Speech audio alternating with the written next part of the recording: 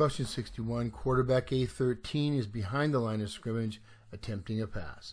Before he can release the ball, B99 grabs the inside back collar of A13's jersey and swings him around in a half circle and throws him to the ground on his back. And we're back to 943 again, this time K and G. So K is the prohibition against a horse collar, and G is make any other contact with an opponent, including a defenseless player, which is deemed unnecessary. So I like this question. The way it's described, it's a little vague, but this is a horse collar tackle, and it is also a necessary roughness. We're not going to let players throw each other players around. So, and of course, all of these are personal fouls. So it's kind of a trick question in a way, because you probably answer A, but it's D, both A and C. But if you answered A, you get 99%. Okay, moving on. All right, question 62. Still with horse collars. A, 3rd and 23 at the A18. A36 is carrying the ball at the A25 towards B's goal line. Does this sound familiar? When B93 grabs A36's jersey and violently pulls A36 backward. B93 maintains the hold while A36 continues running, and B93 finally pulls A36 sideways into the ground at the A29.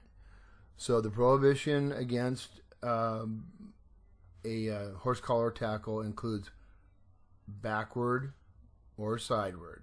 So this time, because he didn't go forward, he went sideward. This is a horse collar tackle. So the play ends up at the A29. We are going to go, let's see, they're in 23. We're going to go 15 from here. It's going to be on the A44, 1st and 10. Answer is C. Question 63.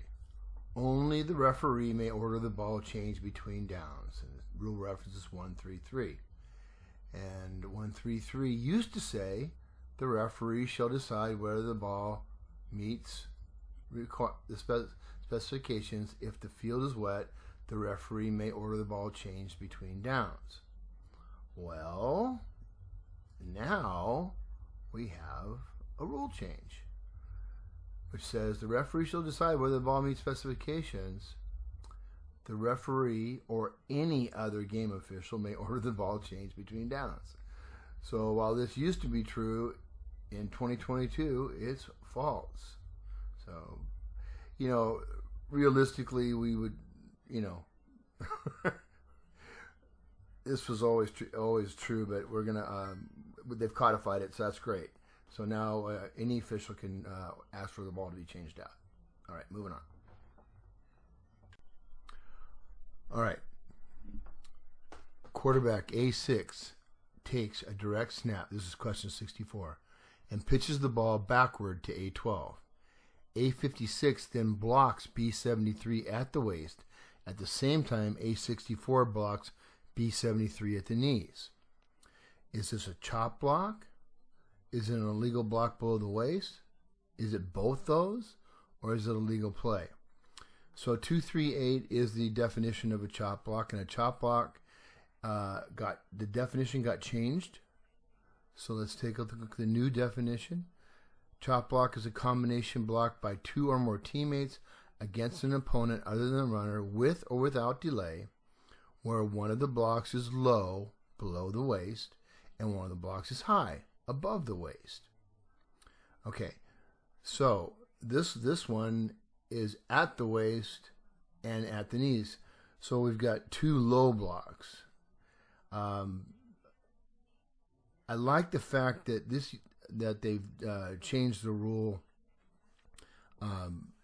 It used to be required for the low block to be below the knee, and now it's just below the waist. Much better definition, I believe. But this is not a chop block. Now, this guy, let's take a look at the timing of this. Quarterback A6 has already pitched the ball backward to A12. So do we have a free blocking zone anymore? And I think that's what the definition he's referring to. Yeah, the free blocking zone. Okay. So blocking below the waist is permitted in the free blocking zone when the following conditions are met. We don't know about whether these guys were on the line of scrimmage, but we do know that the block was not immediate. So this is an illegal block below the waist. Answer is B. Question 65. Guess what? I just answered this question in the previous question. A chop block is a combination block by two or more teammates against an opponent other than the runner with or without delay, where one of the blocks is low, below the waist, and one of the blocks is high, above the waist. Yes, indeedy. We already talked about it. It's true. All right, question 66. K, 4th and 5 at the K10. K's punt is caught at the K30 and run back to the K20. K committed an illegal shift, and during the run back are held at the K30. So what do we have here? Now this is going to take some explaining, so stay with me here. Okay. Kicking fouls during kicks are probably the most challenging enforcement because there's a lot of different possibilities. And I'm not gonna tell you about them, but we post scrimmage kick, double fouls, fouls by it goes on and on. But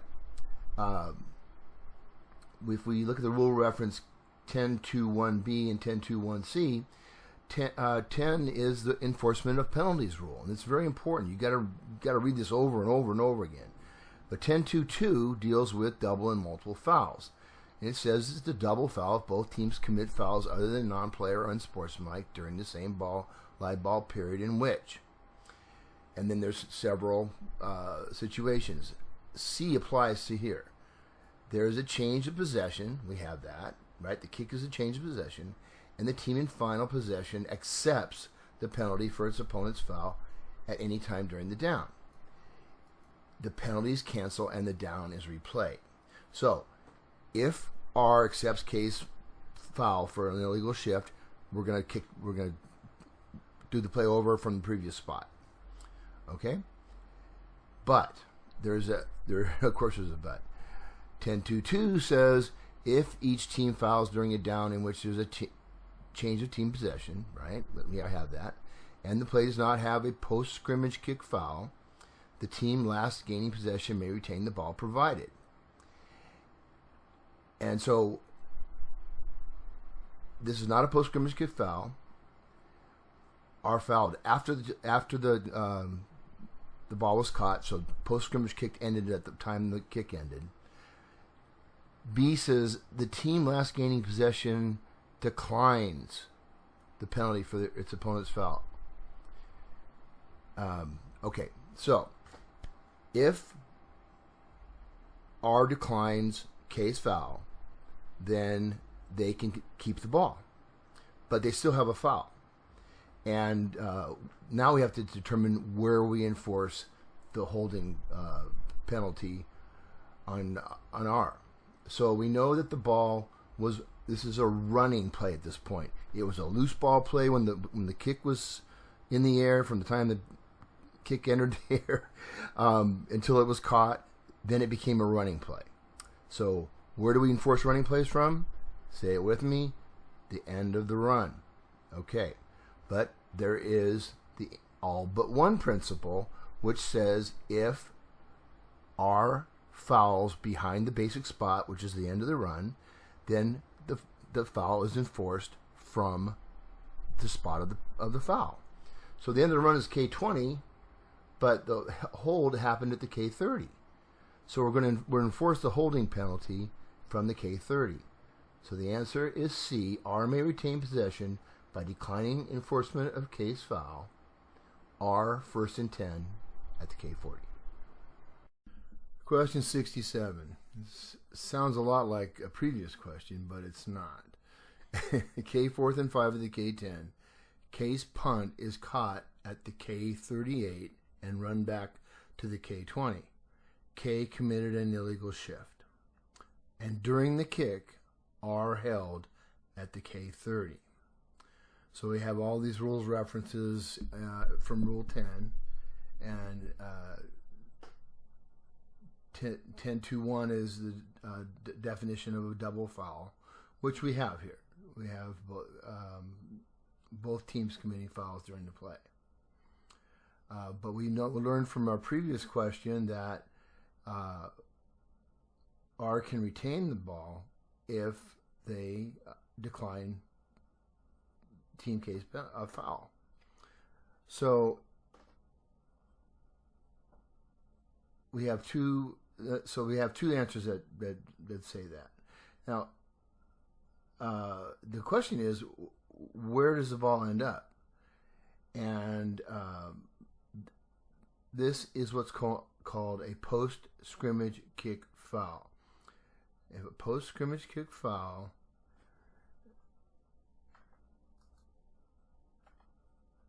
and remember, we've gone over this before. It has to happen during a scrimmage kick play, other than a try or successful field goal. During a scrimmage kick play in which the ball crosses the expanded neutral zone, so far so good. Beyond the foul occurs beyond the expanded neutral zone. The foul occurs before the end of the kick, which it did, and K will not be the next to put the ball in play. Okay, so this is a post-scrimmage kick foul, and it has special enforcement. The basic spot for a post-scrimmage kick foul is where the kick ends. Okay? So the kick ends when a player gains possession or when a ball becomes dead while not in player possession. So where did R gain possession? R gained possession at the K38. So we are going to, the penalty enforcement spot is the K38. It's a 10-yard penalty for holding. So the answer is B. R may retain possession by declining enforcement of K's foul. R first and 10 at the K48. Question 68. A 3rd and 6 at the A10. At the snap, A has 5 players in the backfield, so we have an illegal formation, right? Runner A33 fumbles at the A22, and B54 recovers the ball at the A24 and runs to the A14 where he is downed. During B54's run, B67 holds at the A20. So we have a double foul situation.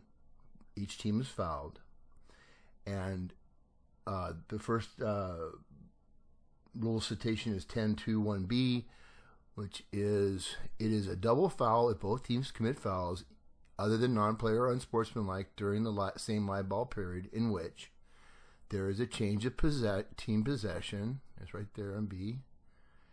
And the team in possession at the end of the down fouls prior to the final change of possession, unless all fouls committed by R are post-scrimmage kick fouls. And then 10.2.1c says there is a change of possession and the team in final possession accepts the penalty for its opponent's foul. So we have two situations here. This one doesn't apply to 10.2.1b because the second foul occurred after the change of possession.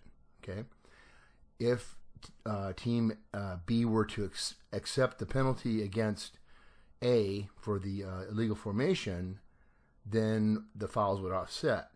But 10.2.2 tells us if each team fouls during a down in which there is a change of team possession and the play does not have a post-scrimmage foul, the team last gaining possession may retain the ball, provided, and it's the team last gaining possession declines the penalty for its opponent's foul. All right, that's enough. The rest of it, we don't care about that. We do, but we don't. Anyway, so R can retain possession by declining enforcement of A's foul because it fits those criteria. The question is, where is it enforced from? So the end of the run, this is a running play at this point, is the A14. But the hold occurs behind the basic spot, which is the A20, so we're going to enforce it from there, and it's going to be R's ball, or B's ball, 1st and 10 at the A30. The answer is C. Question 69. B12 commits a foul during the last 2 minutes of the first half, and Team A declines the penalty enforcement. Team A has the option to start the game clock on the snap, and the rule reference is 347. Now, this is the 2021 rule book, and it said when a penalty is accepted with less than 10, then they have that option. But guess what? They changed the rule. I can't wait to do the rule book. So, they took away when the penalty is accepted, and it simply says when a foul is committed. Okay, so this used to be false, and now it's true. All right, moving on. Okay, question number 70. Quarterback A7 takes the snap and fades straight back to attempt a pass. 10 yards behind the line of scrimmage, A7 evades a tackler and runs toward the left sideline. When he is outside the lateral boundaries of the free blocking zone, he throws a forward pass into an area in which there is no eligible receiver. The pass lands inbounds 5 yards beyond the line of scrimmage.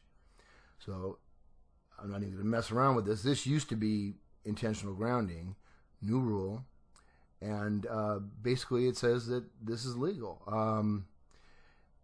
I don't want to read this whole thing for it to you, and I would really rather it be in the rule book. But basically, as long as the quarterback is outside of, we are going to use the term pocket when talking to coaches. It's essentially the boundaries of the free blocking zone. And he throws the ball away. It's not an intentional grounding. And it has to go beyond the line of scrimmage. So if we look at B here, it says the forward pass reaches the neutral zone or beyond. So the ball must strike the ground beyond the line of scrimmage. When in doubt, if the ball reached the line of scrimmage or the quarterback was out of the pocket, it's a legal play for this not to be intentional grounding. All right, so now this is legal. So that's the end of questions 61 through 70. We're coming down the home stretch. We've got 5 more rules questions and 25 mechanics questions. The mechanics questions are going to go really fast, so the next video is actually going to be 30 different questions. Hey, if you like these videos and you want to be notified when I release new videos, please click on my picture on the upper right hand corner, and you can also click on the left corner for the playlist for these rules videos. Make sure when you go to my page that you hit subscribe and also hit the bell to get and choose notifications.